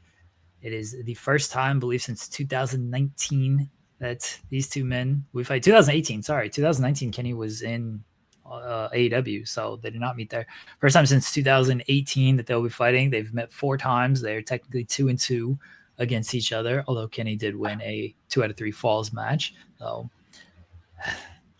what'd you make of this announcement, Omega and Okada? Well, we've known for like roughly a year that this was heading this direction at some point. So it makes sense. I'm glad that they're doing it. I liked the match last night, and also the 4-way match that Omega retained his title in. I was kind of going in and out a little bit because I forgot that AEW was going to be so long last night. I was like planning to go to sleep, and I was like, oh wait, it's 2 more hours. So like, but if I remember correctly, and this was just last night, but didn't they hype up the Tony Khan announcement? That then Tony Schiavone announced the announcement. Yeah, like, yeah. I just think that's kind of funny how they do stuff like that. It's like real quickly. Sorry, real quickly, I misspoke. They're not 2-2. Omega has 2 wins. There was the draw, and that's on me. I should. Right. To know that hour-long draw, 7-star. Yeah. Draw. But yeah, I'm glad that I'm glad more so than anything that they're, outside of the fact that it's going to be a great match that we haven't seen in a long time, they're consolidating the titles. It's winner take all. Like we've been talking about this. I've been talking about this since before the Continental Championship crown thing like even existed. I was like, why are we even making another belt? It made sense if you're going to do like a belt that someone got at the end of the tournament each year or something, but like a belt that's defended throughout the year makes no sense. And it's only been Kingston and Okada. So like, on one hand, it's like a pretty prestigious belt because they're long title reigns. But on the other hand, it's like a title belt that just like doesn't get defended very often and is really based around a yearly tournament more than anything else. So it just never really made sense. Putting those together, creating the AEW. If they want to call it, they can't call it the Intercontinental. I don't think they're going to combine them. I think it's going to be 2 separate titles. I don't think they're going to combine. Oh, really? Them. Yeah, it's winner takes all. That was this whole winner take all thing. I thought that was the whole. I thought it was like implied that like it was becoming one. No, it's winner takes all. It means the winner walks away with both belts. I think they're going to keep them separate because the Continental title is still going to be defended in the Continental Classic, and I think that's still going to be a thing. And then I think the international title is going to be defended separately. My guess is whoever wins it will lose the Continental title in the Continental Classic. And then that is a way to separate them, but that person will still be the international champion. That's my guess. See, I'm hoping that they consolidate them and then like you just defend the international championship throughout the Continental Classic. And then like the end of the tournament is the winner of like you won the tournament and you're the international champion. Like I don't think that's going to happen. Like, there's been no call it the Continental title. You don't need both titles. There's no point. There's no clarity, but my guess is that it'll be 2 separate titles, not one. Well, either way, we'll see what winds up happening. But I didn't realize that it's been. I mean, when you think about it, obviously it couldn't have been since 2018 because of AEW forming, like you mentioned. But like we're already in 2025, so I mean that's already been 7 years or whatever since the last time they wrestled. That's a pretty long time. In a lot of ways, it feels like just yesterday. But on the other hand, like I remember watching those matches when I lived in Nashville before the pandemic or anything. Like a lot has happened since then.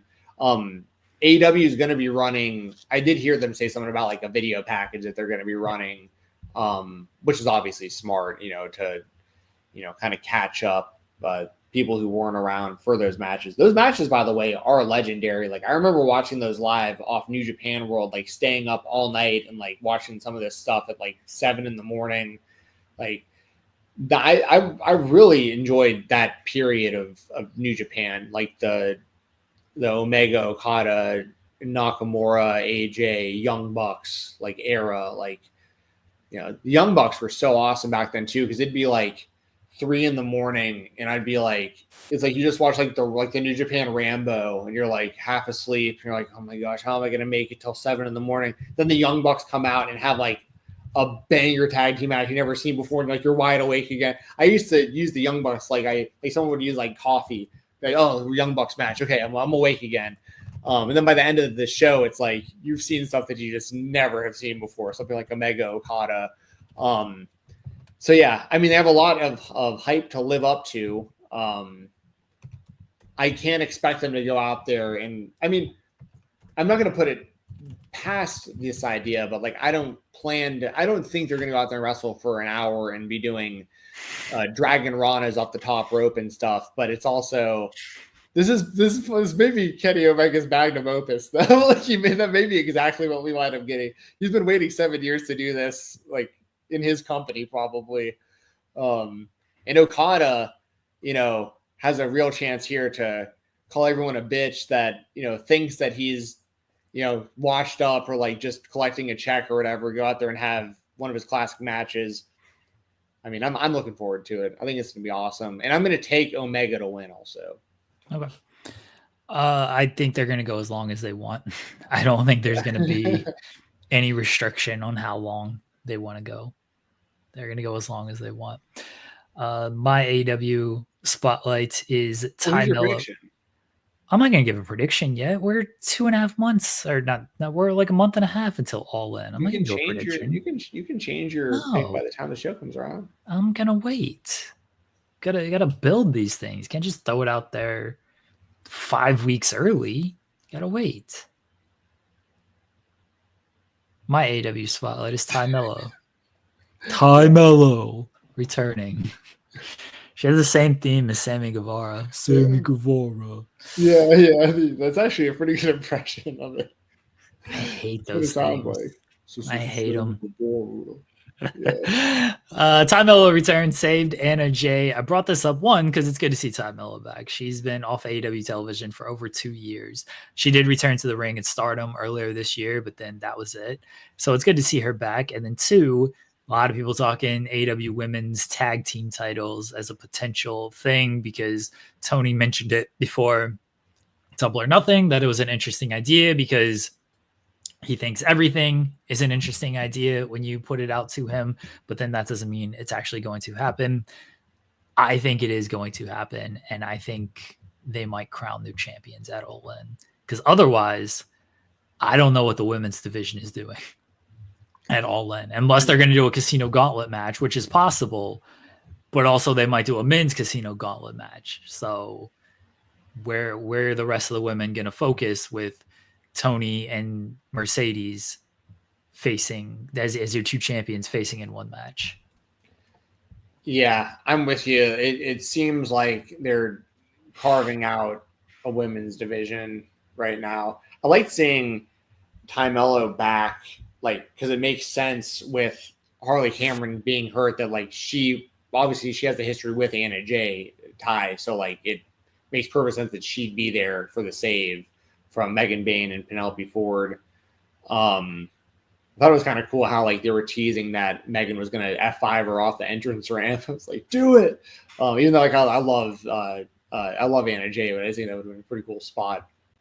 But Yeah, I'm a really big Anna Jay fan. Like I have been since she first started showing up in AEW. Like she trained like locally, and we had like some mutual friends and stuff before she started really blowing up on AEW. And then like, so I kind of knew about her, and then to kind of seen the whole rise up to now. And she's somebody that really, since the first days of AEW, you could tell like if they stuck with her, she could be someone big for them long term.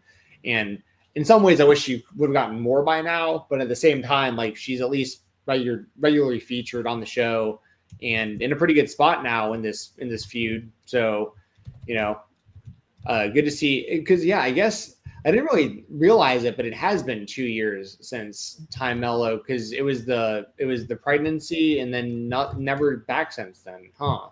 Yeah. Yeah. Well, and good for her, by the way, being able to be a mom. Like as far as like she got to take time off, and like that's super important too, that she was able to be around for that. I know not everyone's able to do that. Like I know Sammy came back fairly recently. Well, it wasn't like last year, whatever it was. So both of them mean a lot to AEW. They've been around since day one. So it's good to see that they're still back in the mix. Do you think we're going to get women's tag team titles? Oh yeah, I thought I said that, but yeah, oh, sorry. I didn't. I might not have. I said that it looked like they were carving out a women's tag team division. I guess I didn't say that. Like, I agree with you. I think that they're going to do women's tag titles. Now that said, I think AEW needs to tread very what's the phrase? Tread lightly. That's what I'm trying to say. Yeah, that's another Breaking Bad reference. Tread lightly. They already have too many titles in their company. Now that said, most of them are men's titles, so I'm not against the idea of the women also having opportunities, because like it depends on what they do with these titles too. I don't want this becoming like the WWE women's tag titles where like they were immediately meaningless and caused a whole bunch of like drama and stuff. Like I don't want anything to do with like worthless title belts that are booked really, really poorly and wind up like being more counterproductive than anything else. But there's a lot of really talented women in AEW. You have enough to do a women's division. In this scenario, I'm okay with them adding more championships. So I think that they will do that. But on the men's side, take away some men's titles. Like you don't even need the TNT title at this point. Like I know I always harp on the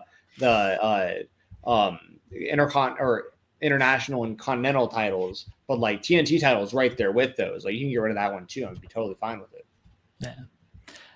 I don't think they're going to take away any titles. Hopefully it just leads to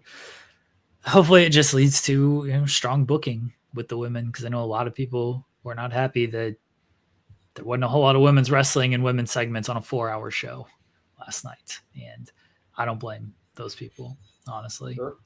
It was a weak night for women's wrestling, but you had to have multiple Don Callis family matches because just had to. We needed that intro that Hechicero was going to be teaming up with the Don Callis family. You know what I mean? And then he's facing the Don Callis family at the CMLL and AEW show. Yeah. I didn't know that. Yes. So it makes no actual sense. Sure. It seemed like they were coming up with that literally on the spot last night. They were like, we need another person who's around. Okay, just cut the promo about how he's joining. Yeah. The best luchador of all time. He's pretty good, but I don't know about the best of all time. So. No shade to Hechicero, but like best of all time. Let's go to the other spotlight. Our product is what it is. We're going straight up the middle. She's here. She's in NXT. She's blonde. She's glamorous. That's all we know about her. Don't know who else this person is. What'd you make of this person, Jensen? Well, I'm happy for this person because this person I've talked about on the show before. I remember this person when they were just a lowly wrestling fan like we are, just a non-wrestler who just liked wrestling, would go to the shows, would cosplay like the wrestlers and have a good time. I remember when she was just that, and we had some mutual friends, and that was pretty cool. she was like a super, super attractive pro wrestling fan. And then she became a wrestler herself. I don't know if people know this, but this person we're referring to had a WWE tryout, I believe, years ago, like super early in their career. But they didn't get the contract, but nor should they probably then. I mean, it was pretty early on. But then this person went all over the world, went to Japan, absolutely killed it. Went to AEW, became the AEW Women's Champion. But here's the thing, guys, and you can't fault someone like Mariah May for doing this. There's going to be a lot of people, we've said it 1,000 times, but other people. There are going to be some people, like their dream is to go to the WWE. Like that's their dream, is to work in that company. It's nothing against AEW. She had a great run in AEW, but to be fair, it couldn't have gone. Yeah, right. It couldn't have gone any better, and she got the perfect exit. Like the Hollywood ending was her ending in the company. Like send off. You know, AEW deserves credit for putting her in that position. I don't see it as a disrespectful thing on either end of AEW. Like AEW used her great while she was there. She benefited massively from being on AEW television. I'm actually kind of surprised she didn't go straight to the main roster, honestly. Not that she couldn't, maybe, use some more work or get more exposure like in the WWE universe, but like she's incredibly marketable. She's going to get over super, super fast in the WWE universe. I don't expect her to be in NXT for very long. I think she's going to be a massive, massive worldwide WWE superstar.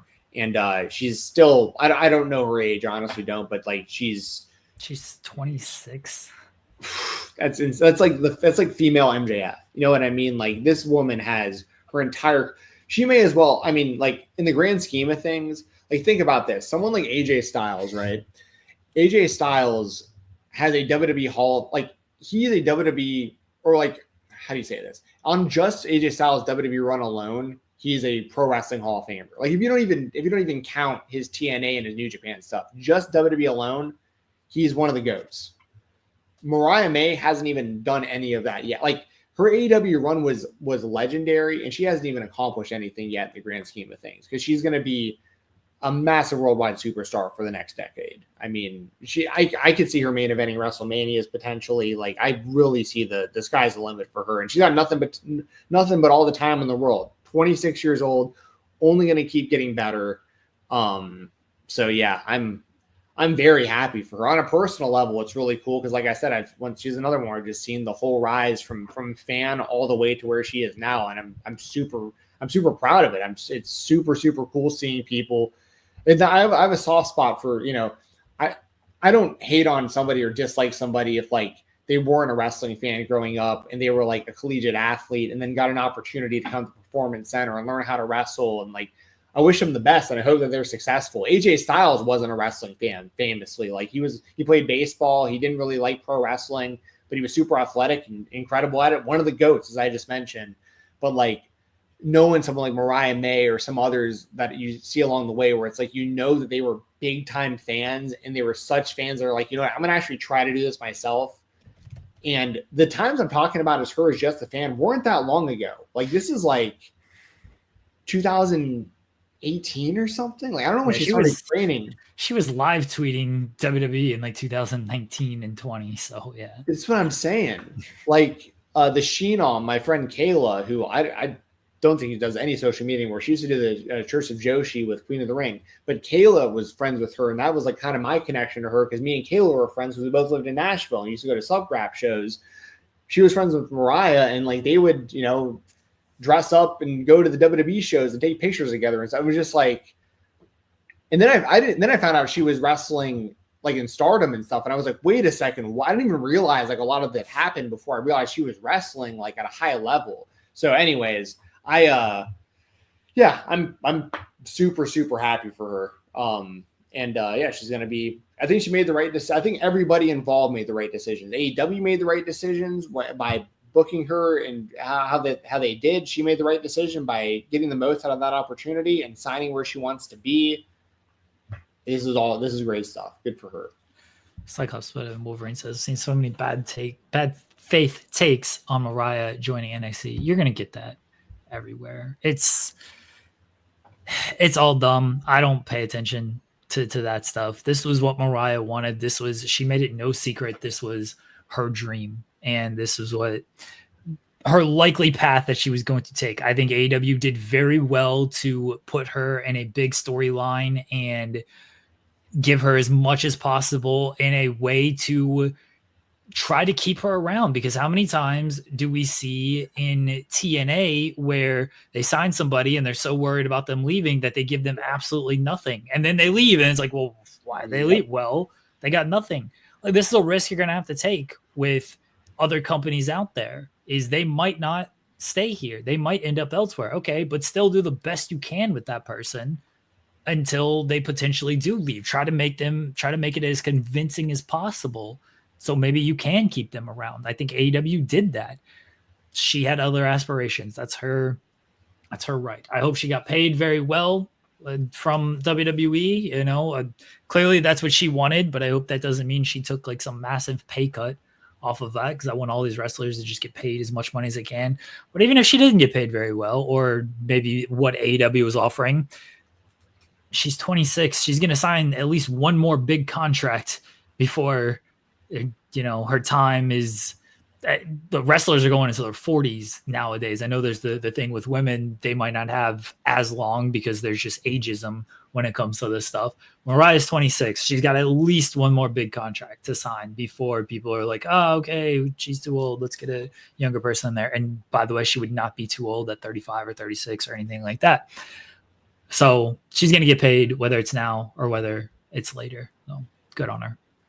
Yeah, you're right. And that's the side of like the ageism is unfortunate. And then also some of their windows just might be shorter if they want to be moms too. I mean, like, because that takes you out of action, obviously, for the entire pregnancy, then time after. We're just talking about with Tay Melo, obviously. But like, I just something you always have to keep in mind too is like, you might think you got 10 years, but like plans may change, so I think you're totally right about, like, we talked about it with TNA a lot. They're the biggest victims of it, but like,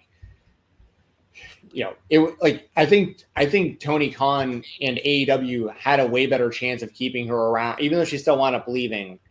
They gave themselves a shot. They gave themselves a shot in the negotiations. You know what I mean? And here's the thing, my guess, and this is 1,000,000% a guess, I have literally no idea. My guess is she's making less in WWE than she was offered in AEW. That's just a complete guess. And that's not the be all end all for a lot of people. They want to work where they want to work. They want their dream jobs.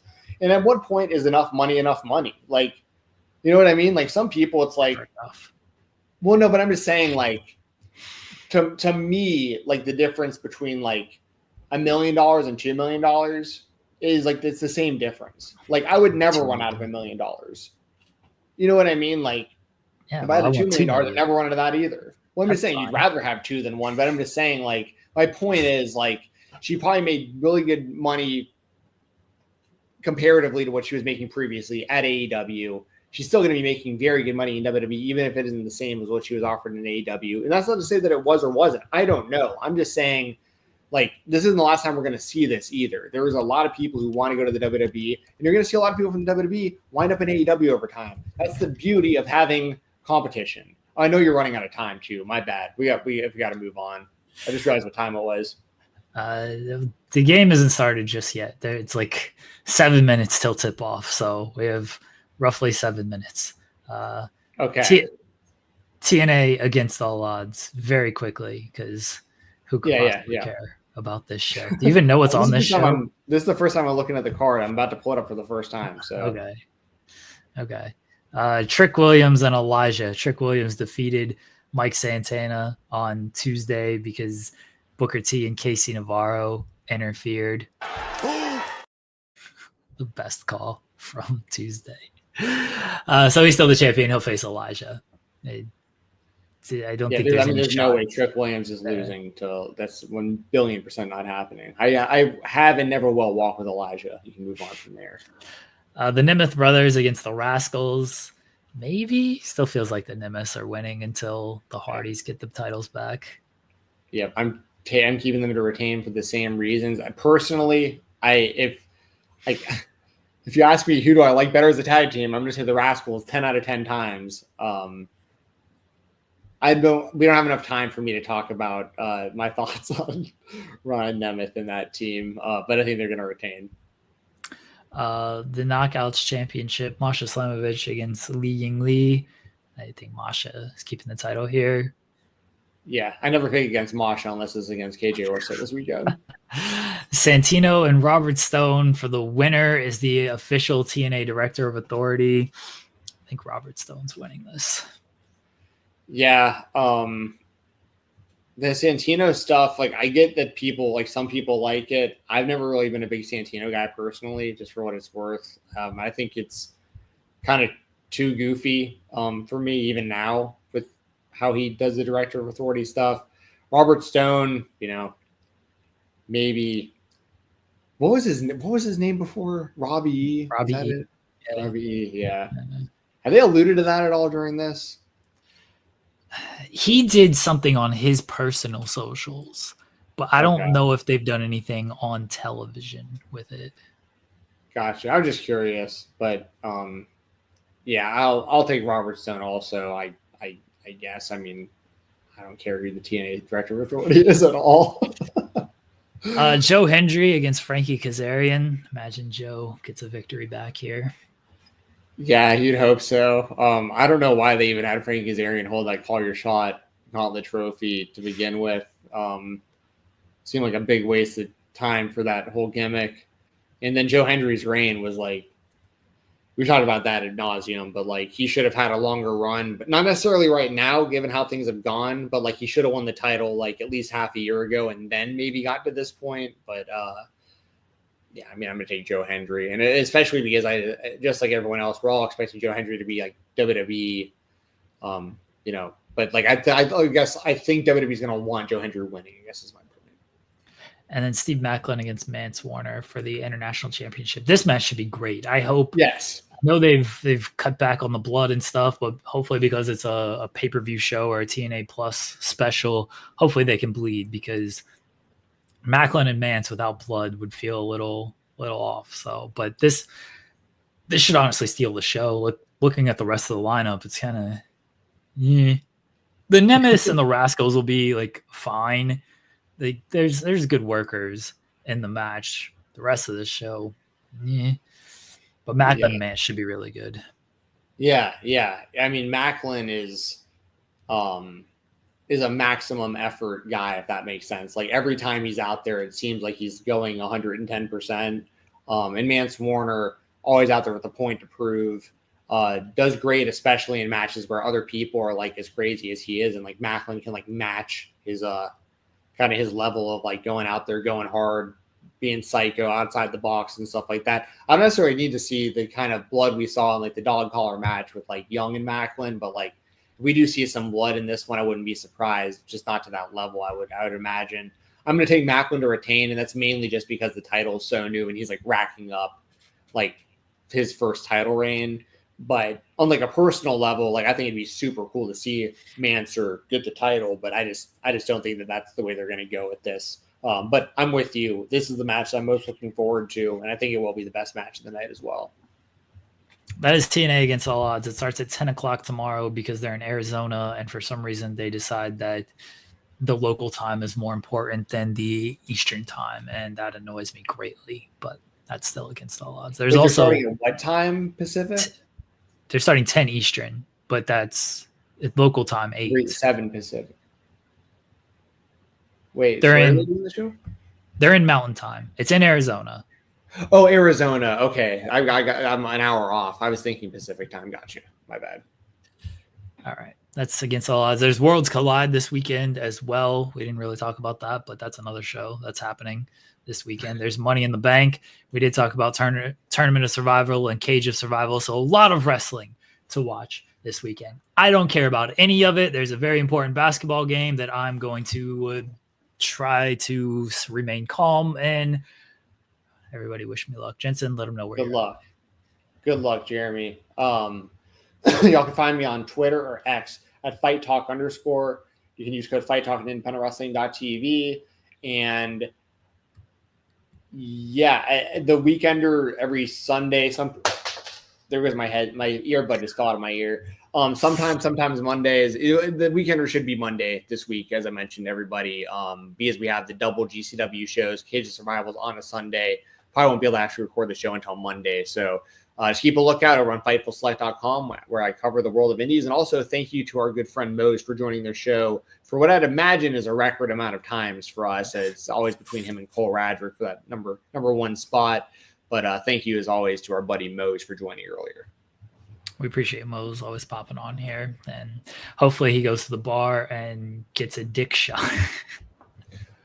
I just heard the end of that. But, yeah, it took me a second to figure out what it was. And then once I saw the thing hanging down, I was like, oh, okay, that's next thing I'm imagining Mo's like underneath it, like that's what I want to see. Like someone on the sidelines, like a football game, like under the Gatorade bottle. I want to see. Yeah. Oh man. Good to see everyone in the chat, by the way. I didn't shout everyone out at the beginning of the show, but a lot of familiar faces in here. We always appreciate y'all. We'll be back again, same time, same place next week. Thursday. We'll be back next week. I'll be back tomorrow in the weeds, myself and Joel. He'll probably make me talk about TNA. We'll see. I will either be in a great mood or I will maybe not even show up and do the show. It all depends. It's not on me. It's on a bunch of millionaires playing a sport that makes people a lot of money. That's all. That's what my happiness is based on for the next 3 hours and 2 weeks. Until then, bye everybody. Talk to y'all next week and tomorrow.